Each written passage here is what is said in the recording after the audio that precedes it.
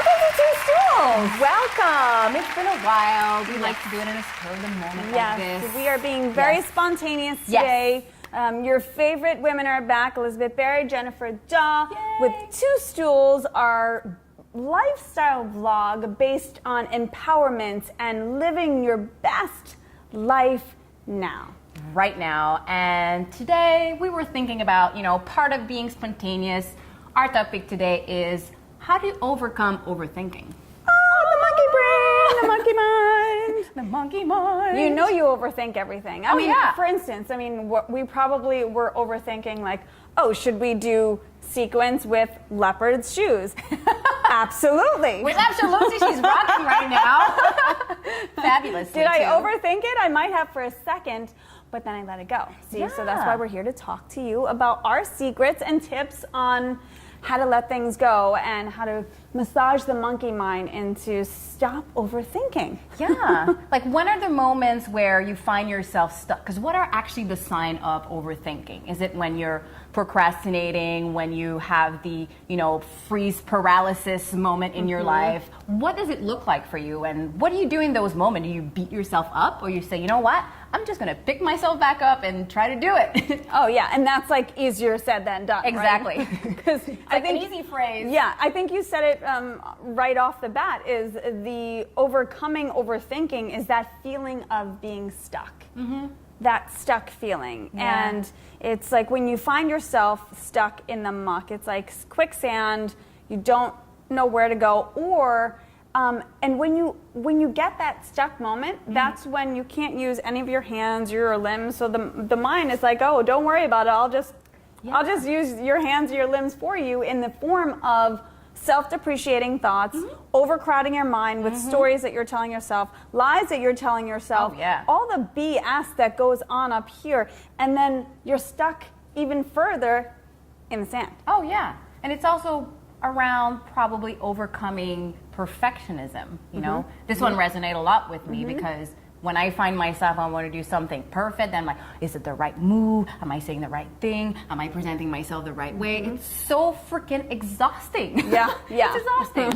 I think we're kind of all like that. Yeah, I mean, we all search for the right thing to say, the where, all of those things, but there's a little bit of me that loves the idea of not being perfect, but it didn't come overnight, and it didn't happen within a month or a year. No. It happened with a lot of training, a lot of self-love, a lot of personal and professional development to come to a place where if I mess up, if I make a mistake, I become vulnerable, I become quiet, and I'm okay with being not perfect. I'm okay with a wrinkle. I'm okay with just something that I'm not there yet, because you don't know what's going to happen tomorrow. We had an episode about that.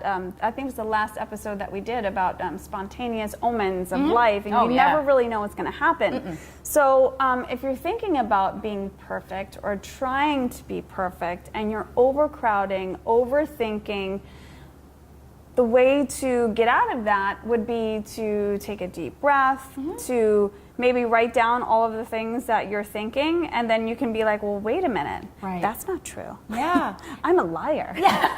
Lying to myself, right? Liar, liar, pencil, liar. But think also about what is the cost of overthinking. I'm thinking about things like you just getting nothing done. It's just an excuse of looking good, right? Because sometimes it's out of fear of like, well, maybe I'm not going to be looking good enough. So what's the cost of that? What is it costing you? Time. Time. You can be stuck in your house for like 4 hours just being like, I can't go outside, or I can't do this, or I can't do that. Or you could be overthinking a project or a career change or a life move when you can just do it. Yeah. And that's very different from being informed of taking a conscious decision with research. But I find a lot of times we're hiding behind that. So most of the times, like we work with a lot of very, very smart professionals, and you have everything you need to know right now. I can guarantee you that. And you do. We have the tools. It's just applying them. And it's just the awareness factor. It's like when you think about, if I can put an analogy to the image of overcrowded, overthinking thoughts. You would think of that guy from it wasn't Airplane. It was another movie. A good movie. I know that one. It was an '80s movie with the guy with this big fro, and he couldn't get through the door this way. It was O.J. Simpson actually, and he had to go through the door this way with the fro. And I Academy always Police? think, no. Anyways. I never remember anything anymore. This is 40. It's like your head can be fish oil. So, but you have to. Your head just becomes so large with all the BS. It's a good image. It's a good image. It's like, and how it's like heavy. Yeah. So, part of the strategy of overcoming overthinking, just write it all down and say, you know what, you're going to be fine at the end of the day. Maybe you just need to vent it out and then move it on. Yeah, right? and move through it. I love the idea. I was coaching an executive today actually, and she said, "Oh, I want to move on," and I said, "Watch your words. Let's talk about moving through it." Right. Because moving on just sounds so easy, and it's just kind of like what we say when we're breaking up with someone or breaking up with a job. Oh, I'm going to move on. Well, move through it, because when we move through something, we actually get it out of the system. We have to go through the hardship. We have to go through absolutely. the vulnerability. We have to break free of the comfort and live in the discomfort for a little while and get a little sweaty, get a little of a cleanse. Yep. But there's wine for that, there's chocolate for that, there's champagne Whatever for that. makes you feel, happy Yes, and or sweet tea or essential oils and things Spa. like that. But you said something very important about vulnerability. Part of overcoming overthinking is also being able to be vulnerable, knowing that when you're going to make that decision in that moment in time, it might be the wrong one. And yes, you might look like a fool, but you know what? Everybody's rooting for you. And you don't die from looking like a fool. All you did was, by overthinking, is waste your time, beat yourself up, sweat it all in, and you're like, oh my God, what am I doing with myself, right? It's like torture. The harder the fall, the stronger the rise. Yeah. And if you are so worried about that fall, honey, just go through life with no scars, and you're going to try to be perfect, but what you're going to do is live life like a bore. Absolutely. So the overcrowding of thoughts are just a moment, a mere opportunity for possibility and purpose to arrive at your awareness moments to say, stop thinking about all of those things, put something into action, think proactively, maybe take a walk, do something different, and turn it into a positive, like a click of a Rubik's Cube. Yeah. And then sometimes people don't even know they're overthinking. So, and that's a different conversation, because the first step is to be aware of it. So how are you aware if you're actually overthinking? It's like a record player. Exactly. So it's literally learning to watching your own thoughts and noting about what are the repetitive things you're telling yourself. It's like, oh my God, am I really telling that to myself? And is that really necessary right now? It's so true. Yeah. So it's, I guess our synopsis would be to maybe even wear some shine, feel good. Yeah. So we're getting a little shiny.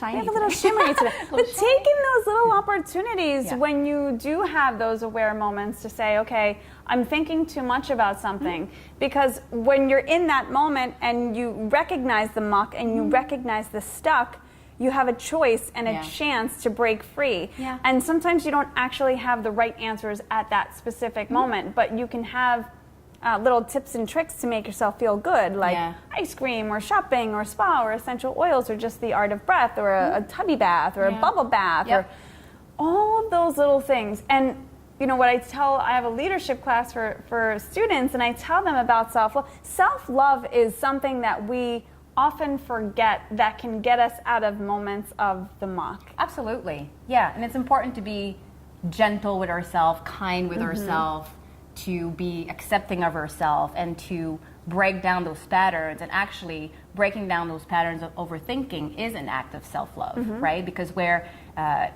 focus goes, energy flows. So if we keep having those overthinking thoughts, it's going to show up in how we appear in the world, how we communicate with others, because it's all going to cloud our thoughts. And we're going to know that something's up with you, but we're not going to know what it is. So you want to clear it up, give yourself some self-love, and let it go. Let it go. go. Let it fly. Let it fly. So take the heavy mind. Yes, the monkey mind, the heavy mind. Recognize it, become aware of it, become one with it, and then move through it. Yes. Move through it towards whatever that next may be. And if you trip, if you fall, get back up and rise again. If you need a moment of self-reflection, then just notice that and just say, I need a break. Yeah. You know, we often Be real. need breaks with our brains just as much as we need breaks with our jobs. Yeah. So tell us, why don't you share with us a moment where you felt you were stuck, that you noticed yourself, you were overthinking, but you were able to overcome it. You can share that. Or if you feel you're finding yourself stuck right now and overthinking, tell us what it is and we can support you Can and help you on your way. unstuck that. Yeah, get unstuck. Get unstuck. So that's today's episode of Getting Unstuck with Evie and Jen and Two Stools. Two Stools. We're gonna get unstuck off these stools. No. Well, we kind of do that. Yeah. Yeah. See, that's the That's bell. the bell. Yeah. It's time. It's telling us like, okay, cut it off, girls. That's over. We will see you next time. Yay! Unstuck and beautiful.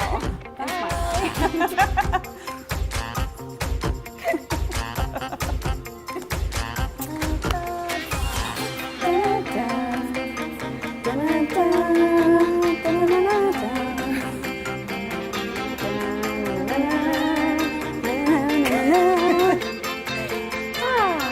All right.